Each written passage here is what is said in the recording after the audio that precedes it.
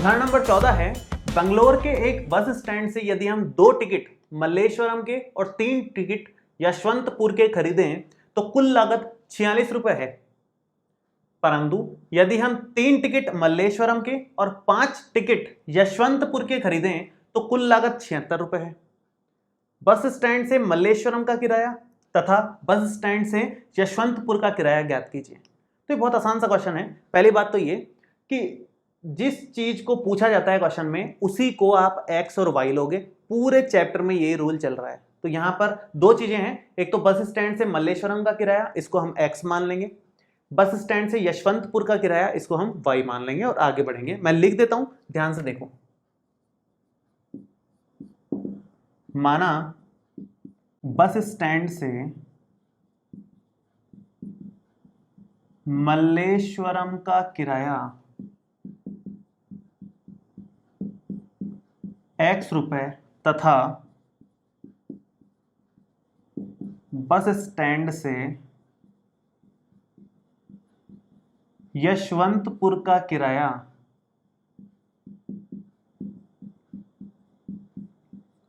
Y रुपए है।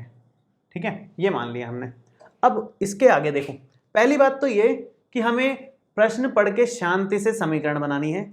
उसके बाद किस विधि से सॉल्व करना है। अगर क्वेश्चन में लिखा है कि वज्र गुणा विधि से करो या विलोपन विधि से करो या प्रतिस्थापन विधि से करो या ग्राफीय विधि से करो, तब तो उसी से करना है जिसका नाम लिखा है।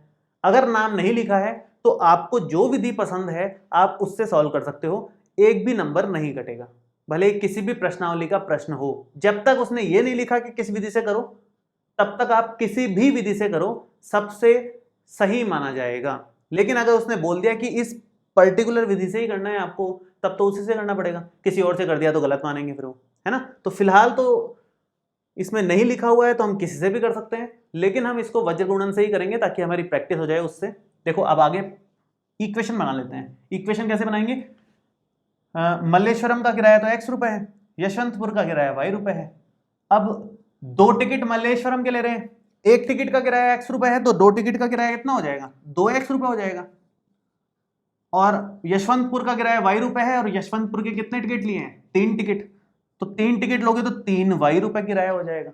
एक टिकट का वाई रुपए है तो 3 टिकट का 3 वाई रुपए हो जाएगा।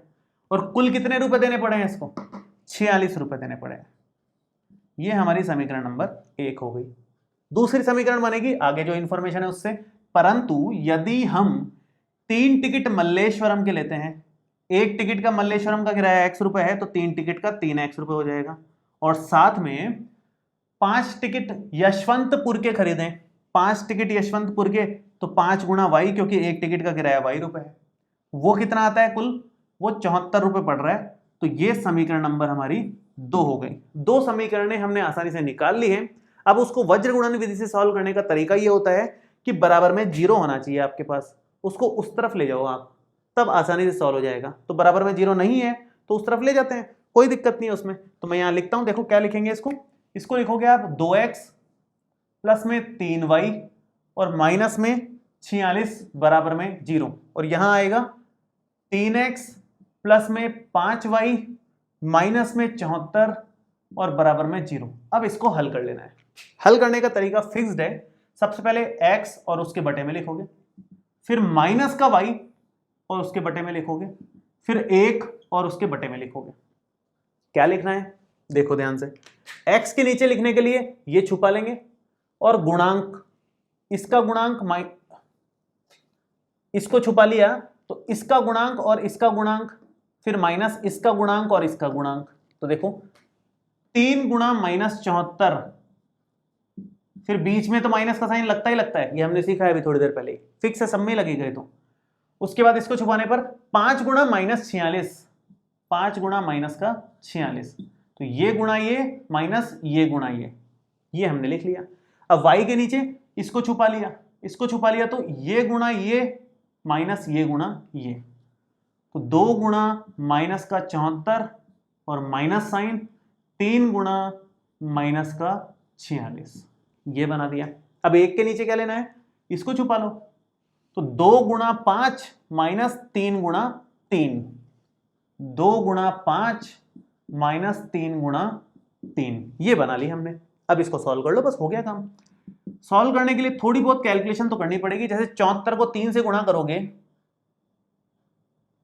तो ये आता है माइनस का 222, और माइनस माइनस प्लस 46 को 5 से गुणा करोगे तो ये आएगा 230 के बराबर, बराबर में।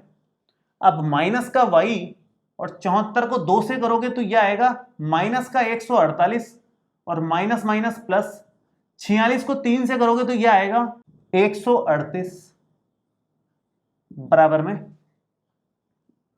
1/5 दूना 10 और 3 तिया 9। तो ये बन गया, देखो x के बटे में तो आ गया, ये माइनस होगा तो ये बनेगा 8 प्लस का, बराबर में माइनस का y बटे में माइनस का 148 और माइनस का 100 प्लस का 138, तो माइनस का 10 बच गया, और बराबर में 1/1, 10 में से 9 गया तो 1। कितना आंसर आएगा? पहले तो इसको इसके बराबर कर लो, पहले तो ये माइनस से माइनस हटाओ। अब x/1 को 1/1 के बराबर करो, और एक बार y/10 को 1/1 के बराबर कर लो। तो क्या बनेगा यहां से? x का मान तो 8 हो गया और y का मान 10 हो गया। ये हमारा फाइनल आंसर आ गया। मतलब बस स्टैंड से मल्लेश्वरम का किराया तो 8 रुपए है, तथा बस स्टैंड से यशवंतपुर का किराया 10 रुपए है। ये हमारा फाइनल आंसर है।